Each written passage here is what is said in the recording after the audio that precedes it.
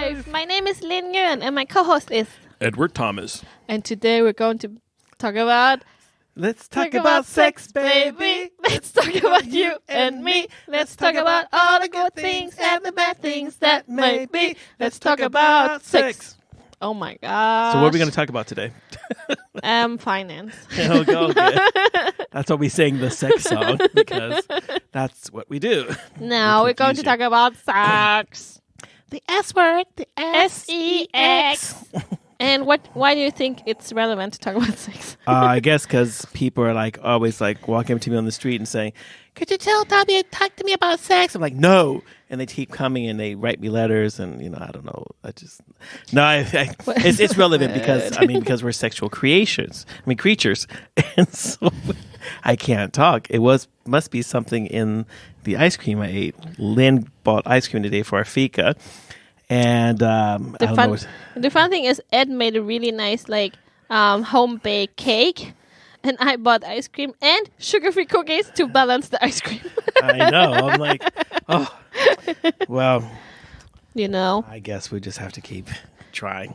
Okay, there's different aspects about sex. Are you kidding? No, I thought it's just putting in, take it out, done.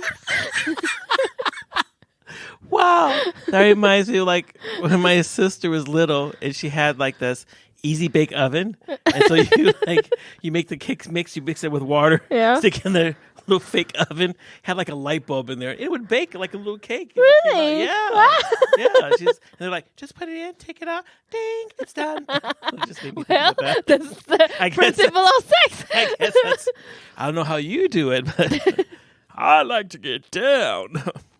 Okay. I think it's... How do you feel about talking about sex in general? Well, as long as I'm talking about it with you, it's okay. Because, you're crazy. So, it's all right. I wouldn't want to talk about it with my mom. I would be really embarrassed. Ew. Hey, Mom, so let me tell you about my sexual adventures. Oh, honey, let me tell you about mine. Oh, no. Would you share those things with your mom? No. Would you? No. One time my mom told me something about her sex. I'm like, my mom has never told me anything about sex. That would scar me for life. I have I have some friends that are couples, and we know them really well. And my friend, she told me about their sex life, not particular, but just we had sex then and then, and blah blah. And then she asked me for my advice, and I'm always like, I don't want to hear it. Really?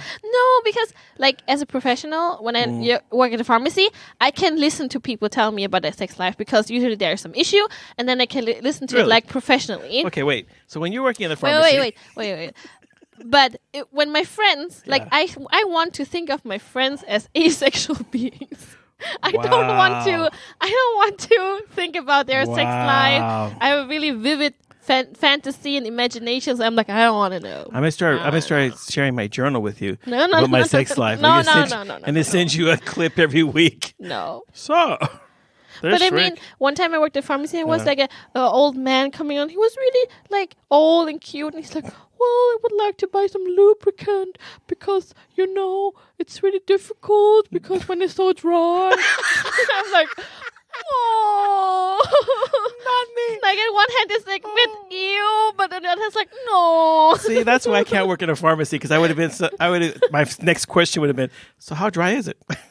On a scale to a 1 to 10. I think it's the information that is enough is it's dry. So when they experience it dry, it's dry. Even if it's dripping, they feel dry. Okay, just put on some lubricant. That's water-based, not oil-based. Why?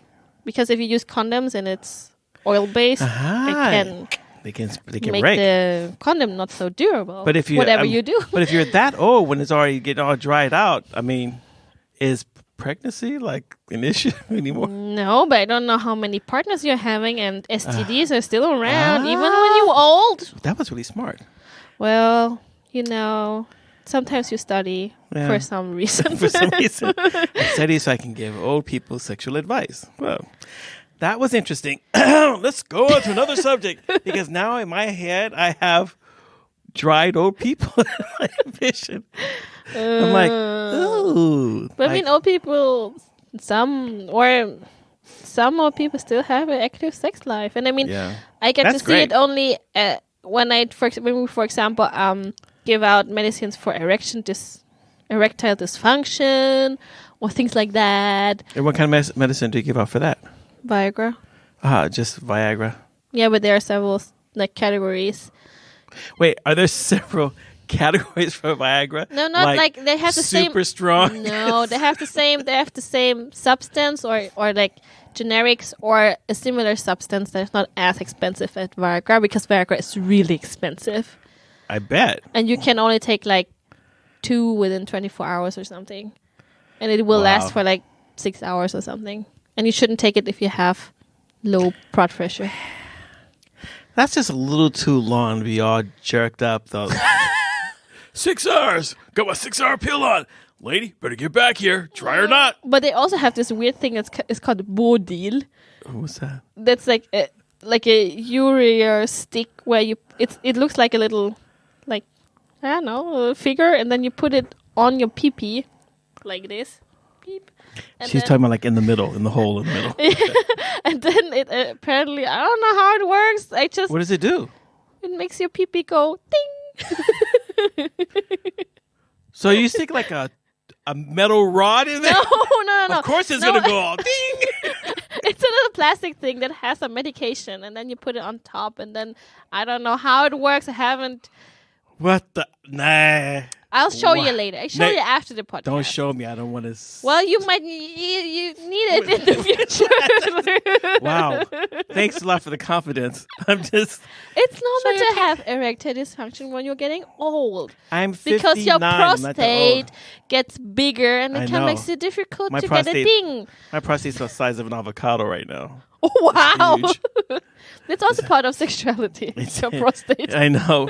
I'm waiting until it gets the size of a watermelon, and then I figure they can take it away. Ew. Well, it's already adding a couple of kilos to my overweightness. I thought we were talking about good sex. Oh, yeah. Now we're talking about all your prostate. We're talking about prostate issues. Let's talk about prostate. Well, prostate takes part in making semen, I guess. Sure. There you go. You can tell that Lynn obviously has studied a lot because, her field of interest has always been in semen production. That was her specialty. Well, actually, when we studied, we also learned that people who go in really high heights, like on Mount Everest, or dive really a lot, they usually only produce girls because the Y chromosome is more sensitive to pressure. Really? So you only produce girls if you do a lot of these extreme sports. Oh my gosh. And after I started becoming a diver, that's when I got all the girls. Ta-da! That explains everything. I don't know how much you have to dive or climb. And I'm just saying, but anyway. One time. Doesn't matter. I was in the blue hole. Yo. But anyway, where are we at? Do you want to know how I feel talking about sexuality? I just or assumed sex? you talk to everyone about sex. No, I don't. Yeah? No. All the girls at church, they told me, man, I want to talk about sex. You customers, Lynn, I want to talk about sex. Well. Strangers on the bus, Lynn, I want to talk about sex. No strangers on the bus talking about sex. That's harassment. No, I don't want to talk about sex. The bus driver's like, Lynn, could you come here? I want to talk to you about sex. I don't know why, but I don't feel comfortable talking sex with people I know. I don't know why. But you talk with me about sex all the time. No, I don't. Yes, you do. Want to. Well, I can make jokes about sex, but I don't want to make it like a personal thing. When it goes into my sphere of personal sex, stuff, I'm like, nah. Do you like sex, Lynn? If you could see her face right now, it's so cute. It's so funny. I don't want to talk about it. I'm married, so I can talk about this. I know. You're your husband and I. We talk about it all the time. No, you don't. Yes, we do. Don't lie. Yep. Jonas doesn't talk about sex with anyone. I know. I can't even get him to talk about how he washes his hands, No. Yes, he does. He teaches Nomi how to wash his hands. Yeah, but he doesn't talk to me about it. I'm like, Jonas, talk to me about washing your hands. No. Before you have sex, you should go and wash your hands. Wow, I don't know what kind of sex you guys are having. That's not the part I wash first, but okay, whatever. Okay, so when do you think one should talk about sex with their kids? When did you talk with your kids about sex? As soon as they come into the room and you're having sex together, that's what you start. What are you guys doing? Mommy and Daddy are trying to make another baby. Ooh, they run out the room. Or they watch. Did you do that? Or they watch. Can we watch? What? No, not really. Why don't you give us a little privacy? No, but it looks like fun. Can we jump on you too? No, you can't. You cannot join the party. It's like, bye. What did that happen? Be honest now. Some things are private, Lynn.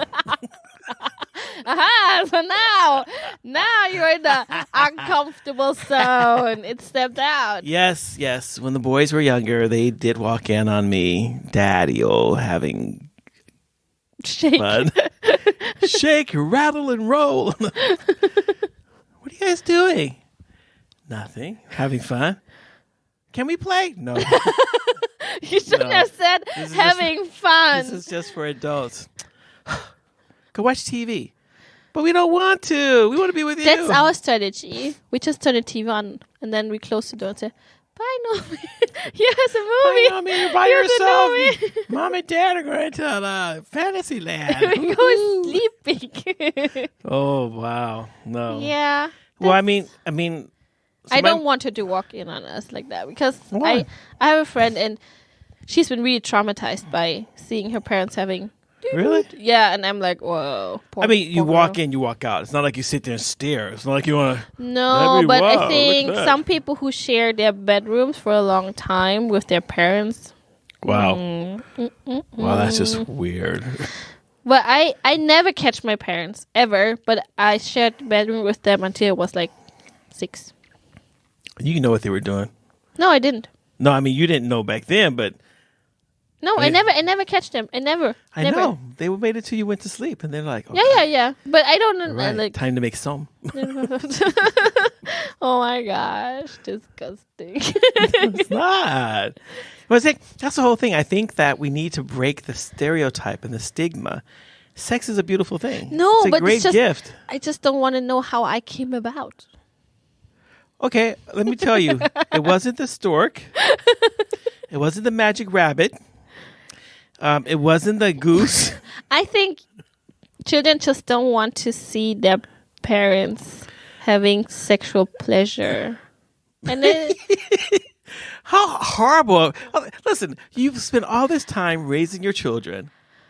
And the children are like, well, if I could wish one thing, that you would never enjoy sex. What? No, it's not about that. I just don't want to know. I just don't want to know. They can do whatever they want. Wouldn't it be great, if somehow like God would design us so that we walk in on our parents, we just bloop, go blank.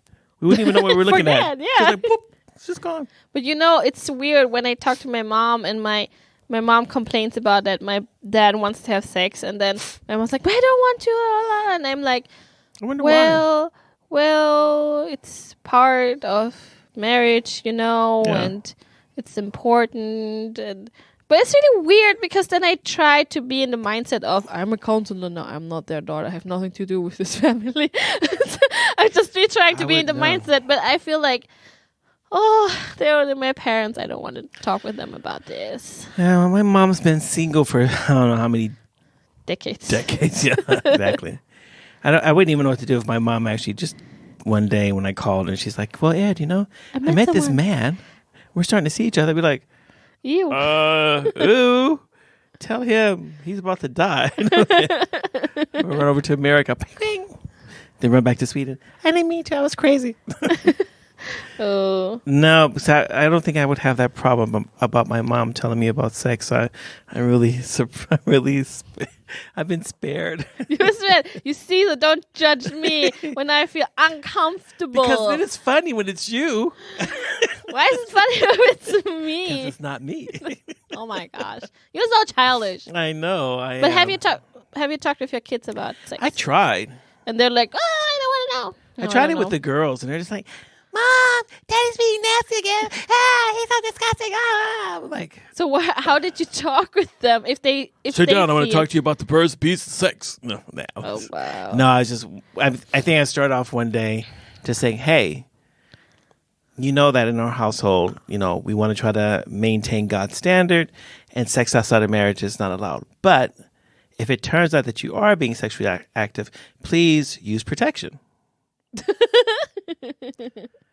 Oh, he's on this guy. I'm like, what was that? I mean, it's not like I'm took out a book and say, here's sex. This is what a penis looks like. This is the vagina. You got the vagina. A guy has a penis. They're like, I can't believe you said that. And they just got me even more freaked out. So you can't have me as your dad because I just talk about stuff. I'm comfortable talking about things. So I don't know. I mean, they were teenagers.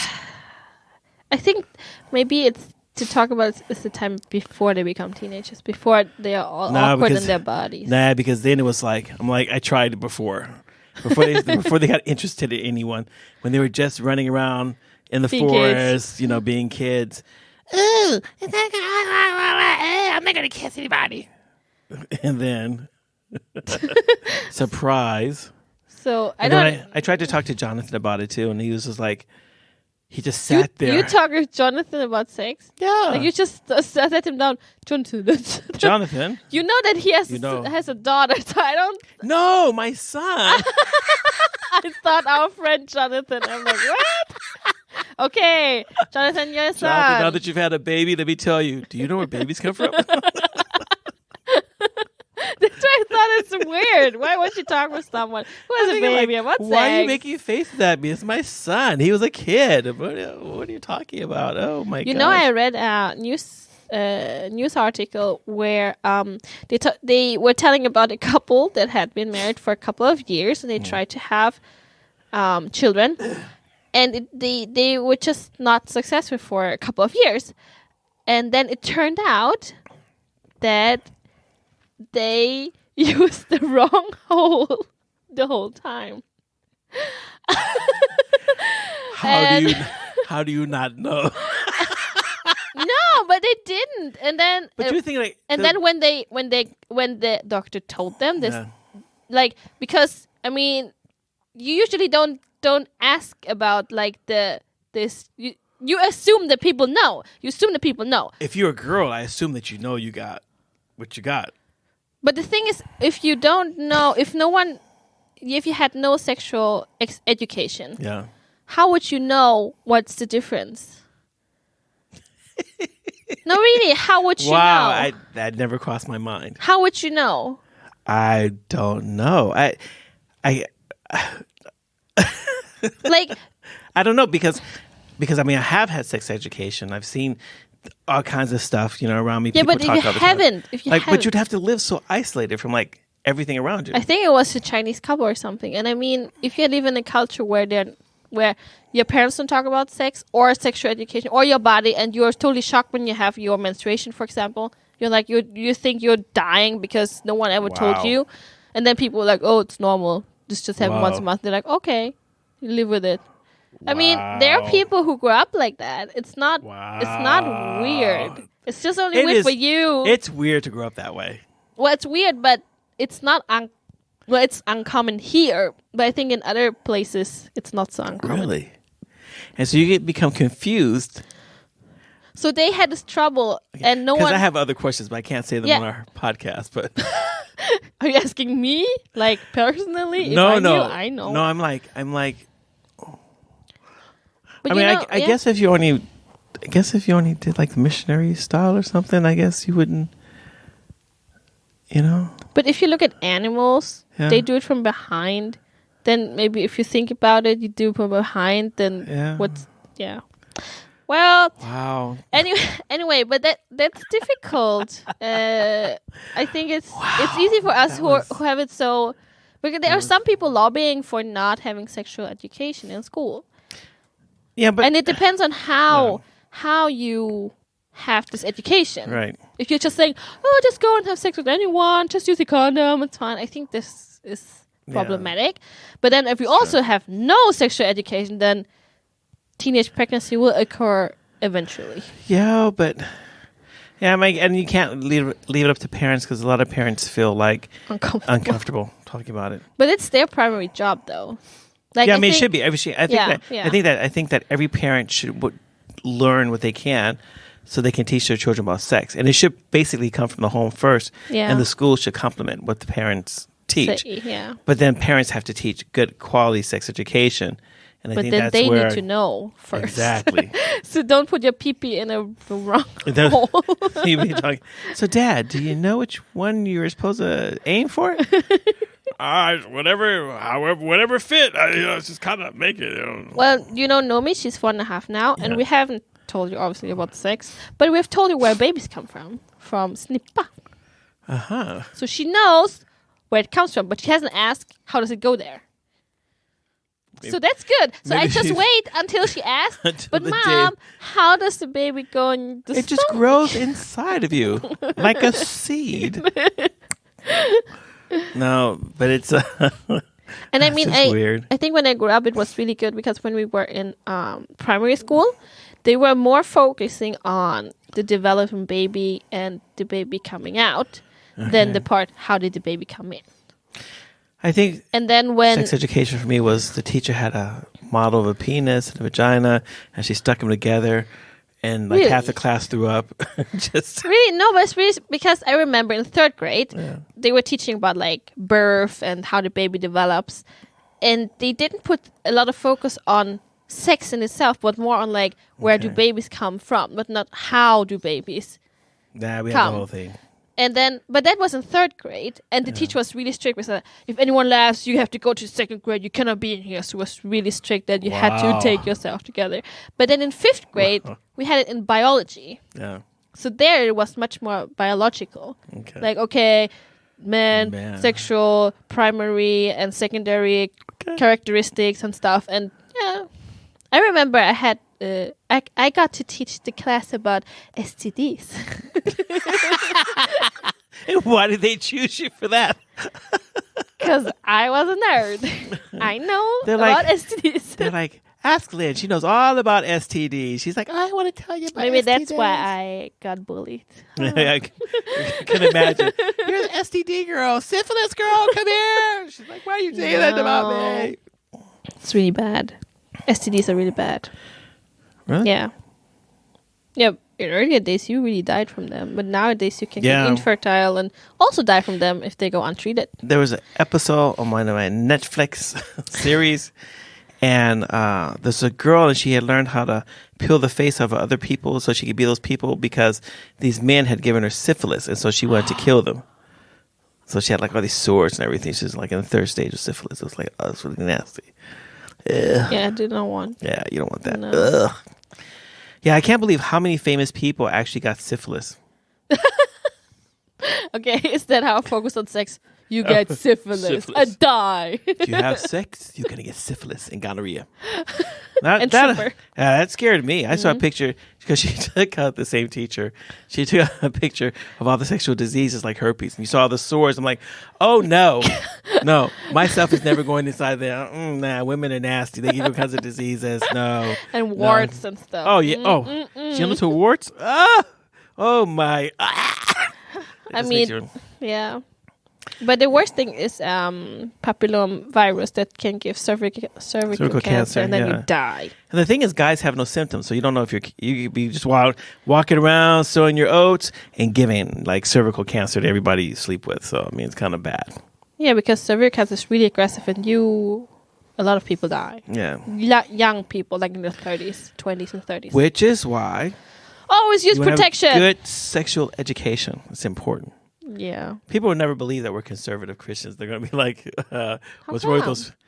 I'm more for... Conservatives are really crazy. We can't talk about sex. It's sinful. I'm like, no, what is I'd rather wrong with talk you? about prevention than abortion.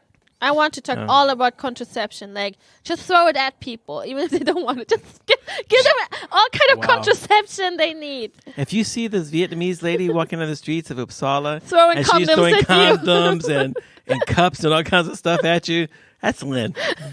That's just her thing. It's nothing personal. She doesn't hate you or anything. She likes to throw contraception at people. I hope people enjoyed our first part on. We will talk more about sex. So now we're just, as always, we get really general and then we'll get like really into specifics. I mean, this episode was more about like talking in general, like talking about sex. Yeah. Talking to your parents, to your children, Where did you get your sex education from? Exactly. Should we have sexual education? Yes, I think. Apparently we should. And obviously we should have it in church. Yes. Because... Most Christian people, at least Christian people I know, would die. What about next episode then? We talk about Christian people and sex. Why? That's really boring. Well, maybe that's why. How can we spice it up for them? I don't know. Beat them. I don't know. I mean, it's a big problem in the church. So it's a really big problem that a lot of people... We can talk about purity culture. Yes, and the whole problems with purity. I mean, purity culture is great. I believe in it. I grew up in it. But there's also... And how did it serve you? Yeah, it made me stupid. That's what it did. So, all of you who are in the purity culture, I'm not making fun of you. I used to be there too. So...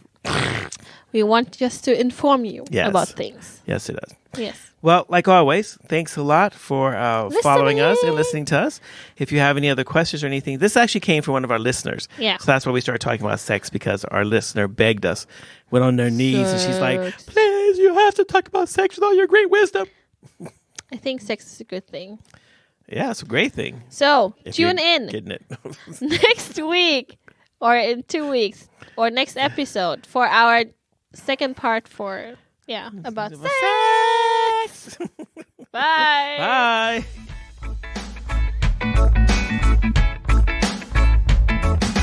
Thank you for listening. If you have any comments or ideas, please send us a message to fikaforlife@mail.com. Fika, F-I-K-A. This was the Fika for Life podcast with Linh and Edward Thomas, and we hope to hear you again.